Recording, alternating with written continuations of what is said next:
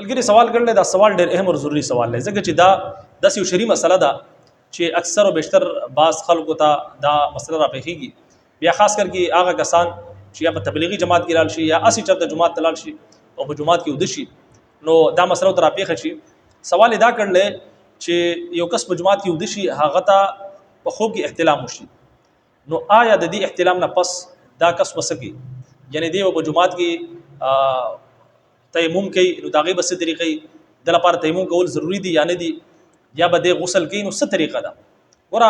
یاد وساتئ د دې مسلې نه مخکې دا خبره په ذهن کې یاد وساتئ چې په جماعت کې د کېده د چا لپاره جایز دي دا یو مسله ده احترام خو بیا بعد مسله ده په جماعت کې سملاسته د چا لپاره چې کوم دي جایز دي او چا لپاره جایز نه دي دوه کسان داسې دي چې هغه لپاره په جماعت کې سملاسته جایز دي گنجائش جوړيږي یو کس واغه دی چې هغه په اعتکاف کې ناسي ظاهر خبره ده پروژه کې اکثر کسان چې کوم دي په اعتکاف کې ناسي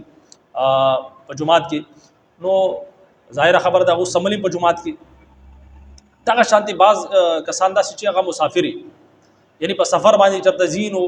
اکثر په کلو علاقو کې داسې چې انته کې هوټل وغیرہ نه یا داسې تنظیم نه چې انته کې پاتې شي نو اکثر خلک چې هم بیا په جماعت کې سملی نو یو داسې مسافر چې داغه د رهایش سے تنظیم نه هغه په جماعت کې سملاسته شي دا یو شرعي عذر دی لیکن د دې لپاره دا ضروری ده چې کله یو معتکف یعنی په اعتکاف کې یو کس ناسي د چې سملی نو د خپل دلان دي چې کوم دی داسې بستر وغیرہ وړي چې خدا نه خواسته د احتلام هم شي نو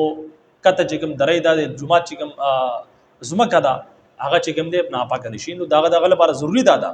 چې د خپل دلان دي چې کوم دي داسې بستر وغړي یا چادر وغیرہ وغړي دومره موټی چې هغه نجاست چې کوم دي کته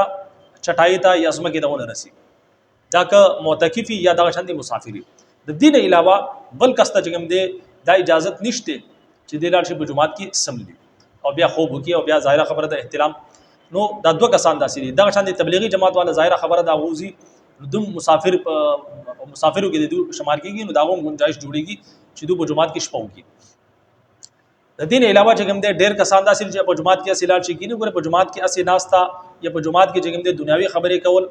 دا ګناه کبیره ده ډېر خلک چې کوم دي په جماعت کې ناشي دنیوي خبرې کوي دا ګناه کبیره ده حرام عمل له څنګه چې تاسو نور حرام کارونه ځان بچوي دا شاندي په جماعت کې دنیوي خبرې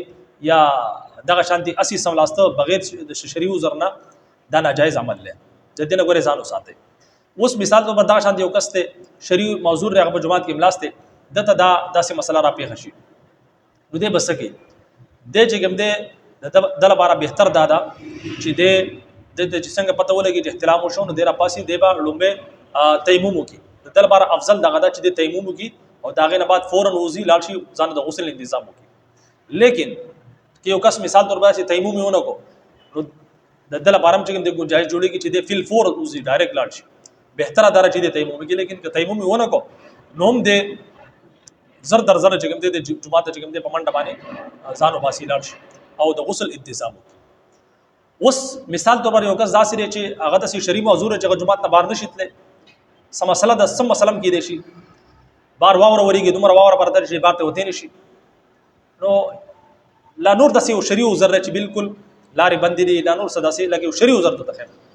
نو په دغه صورت کې دا کس چې کوم دي به تیمم کوي تیمم د لپاره ضروری دی بغیر تیمم نه د جماعت کې نشي پاتې کېږي د به تیمم کې به تیمم په دمانه واجب دي چې په دغه صورت کې تیمم کې او په دغه صورت کې د جماعت کې پاتې کېږي شي لیکن چې کله عادت د شرعي عذر ختم شي د به ډایرکټ زی بار غسل کې او د غسل نه بعد چې کوم دي به بیا جماعت راځي شي نو امید کوم چې د دې حواله سره چې کوم دي تاسو دا مسله سمجھ کې راغلي دویمه خبره دا کوم چې اکثر کسان داسې وي چې یار په جماعت کې وسوم نه تیمم کیږي ګوره دام یاد وساتئ تیمم څه ضروری ده چې تاسو به داغه لپاره چې کوم ډیر زیاته خاور جمع کوي باقي کې به تیمم کوي اوس مثال تور پر د جماعت په زمګه باندې سره ډیره خاور دوړه لګېدلې دوړه په دغه باندې تاسو تیمم کولای شئ صفه دوړه باقي باندې لاس کې دی په مخ باندې سي پورا راو کاږي دویم ځل لاس دغه کې دغه کې او بیا دغه شاندي پورا لاس باندې دا دسی تیمم کې دغه تیمم طریقه دوه فرایض دي نو امید کوم چې دا مسله به تاسو به سمجھ کې راغلي اجازه راکړئ السلام علیکم ورحمت الله وبرکاته